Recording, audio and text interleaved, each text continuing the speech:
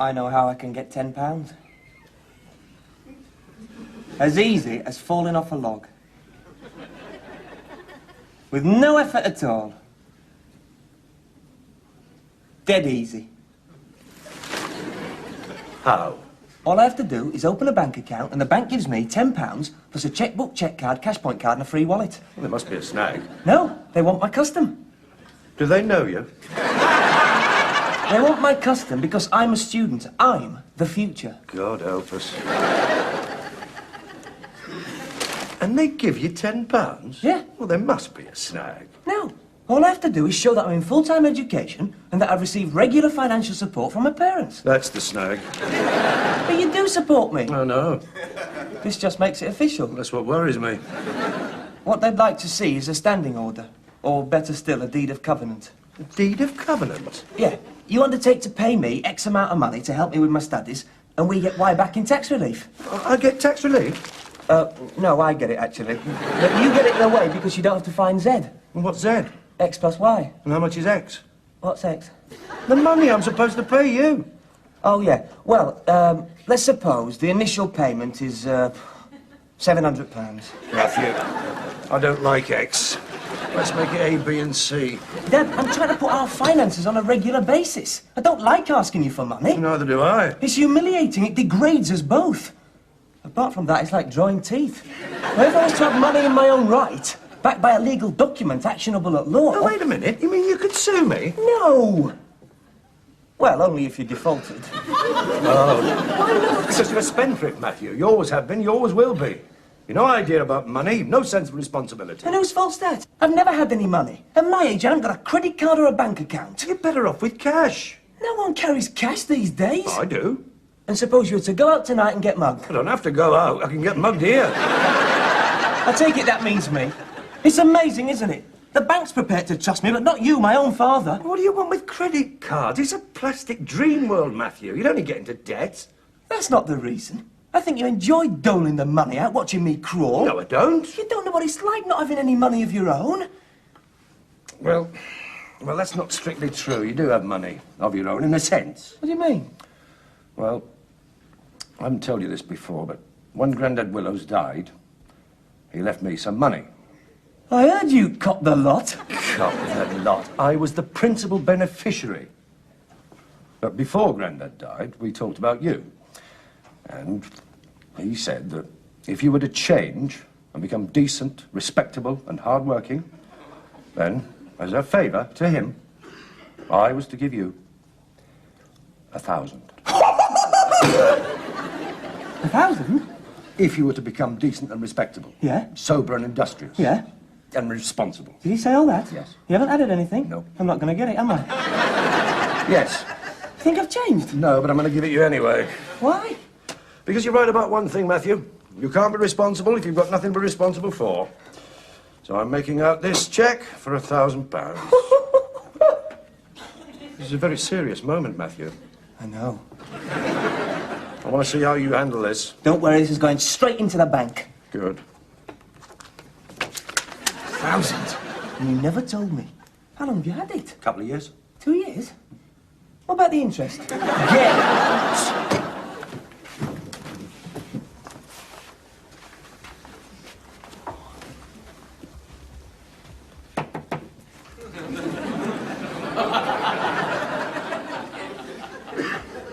Yes.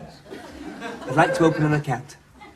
I see. Just the current account, I imagine. For the moment, yes. Later, I may require something that attracts a higher rate of interest. Possibly a small portfolio, shares, government stocks, equities, that sort of thing. But in the meantime, a current account. Yeah, the one with the 10 quid in it. That's for students. I am a student. Are you really? Yeah. So if you could just let me have the 10 quid credit, the checkbook and the wallet. Oh, and of course, our flexible friend. Flexible what? Friend. The credit card with 4 million outlets worldwide. And the cash point card, so useful for getting money out after hours. It is a 24-hour service, 7 days a week. Well, we do close Christmas Day. Do you? Well, never mind. I've usually done my shopping by then. I'll take one. I'm afraid we don't do things as quickly as that. This isn't the Action Bank, then? No. Now, Mr. Matthew. Mr. Matthew. Matt. Mr. Matthew Matt. It says Willows here. How many names have you got? No, my name's Matthew Willows, but my friends call me Matt. Yes, well, Mr. Willows. This isn't the friendly bank, then. May I give you a word of advice? Please do. These facilities are provided for your convenience, but we don't give unlimited credit. In other words, you have to put money in before you can take it out. I hope you don't think us petty. Not at all. I think you'll find this satisfactory. Not an inconsiderable sum. No. Don't suppose you come across many of these. Well, I have seen one or two in my time. What a pity the manager's out to lunch. I'm sure he'd have liked to have met you. That's all right. I'm sure you can cope. Would you like me to pay this in? One moment. I should like to ask a couple of questions first. Now, what are the bank's reserves? Well, I can't give it to the nearest penny, but something in excess of 45,000 million. That seems reasonable. You didn't get your fingers burnt in South America, then? Not to my knowledge. Good. Where'd you stand on South Africa? I have no idea. Because I'm not prepared to finance apartheid. I'll make a note of that. One more thing. Confidentiality. The details of my account must remain absolutely secret. That goes without saying, Mr. Willows. Even from my father. Your father. He can be very persistent. In fact, between you and me, he's a bit of an old busybody. I see the old busybody signed the cheque. But it's my money, and I'll spend it how I like. A word of caution, Mr. Willows. It won't last forever. I see. You doubt my credibility. Well, I can understand that. But I've seen too much poverty in my life. I believe that either money works for you, or you work for money, and I prefer the former. Rather like the idea of earning money while I'm asleep. Yes, I can see that would appeal to you, Mr. Well, I'm glad we've established this personal relationship. I look forward to a long and successful association. We'll grow together. Oh, and hurry up with the cash card. Can't wait to get one of those machines. Not often you get a prize every time, is it?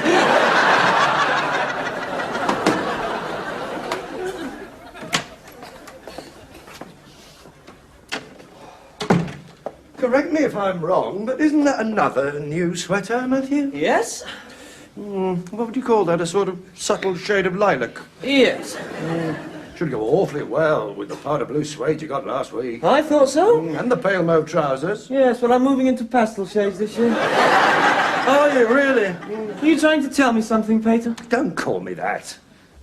But enough you dressing like a fop. You don't have to talk like that. You've always complained I wasn't smart enough. Well, there's a difference between being smart and tripping around here like the sugar plum fairy. And how much is all this lot costing?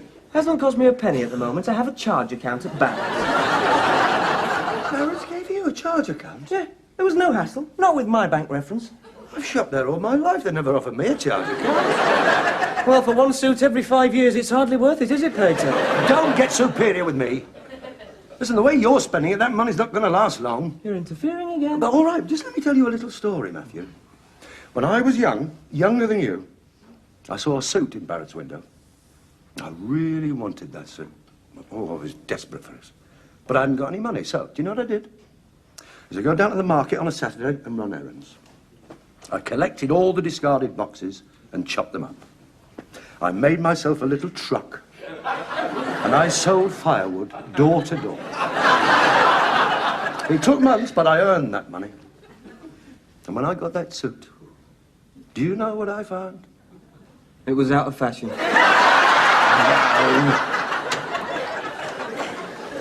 This came for you today, Matthew. Not very well wrapped, I'm afraid. So I see. What is it? A bathrobe.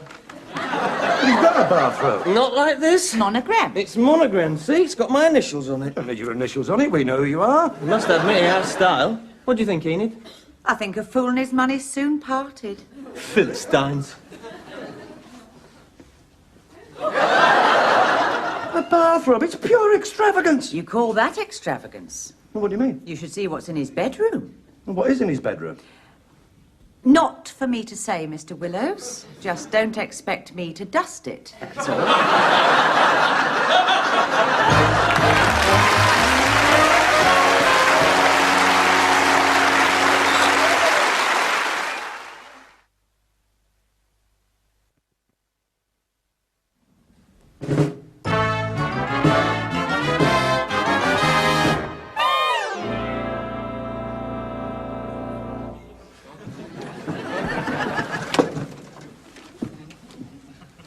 Where did that come from? What? The telescope. You mean the astronomical terrestrial telescope? Yes, where'd it come from? I got it through a mail-order catalogue. How much? About $2.50. $2.50? It's all right. I haven't actually paid for it. I quoted my credit card number. Are you still paying for it, you idiot? Ah, but if it doesn't give satisfaction, I can return it within 30 days and get a refund. That should give me enough time Enough time for what? to see Halley's Comet. Halley's Comet? Yeah, I thought it'd be nice for you. Only comes round once every 75 years. Let's face it, you won't be seeing it again. It's very powerful. Brings things 120 times closer. Wait a minute.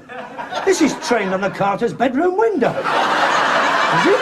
Put the lights on. Well, Halley's Comet's very low in the sky. Well, no, it's low in the sky. I didn't know he'd taken up residence in the Carter's bedroom. Mrs. Carter's bed. She's undressing. You see? You know what this is. Voyeurism. Well, come away. So that's it. What do you mean? When you bought this, I don't suppose it occurred to you that it would bring Mrs. Carter under.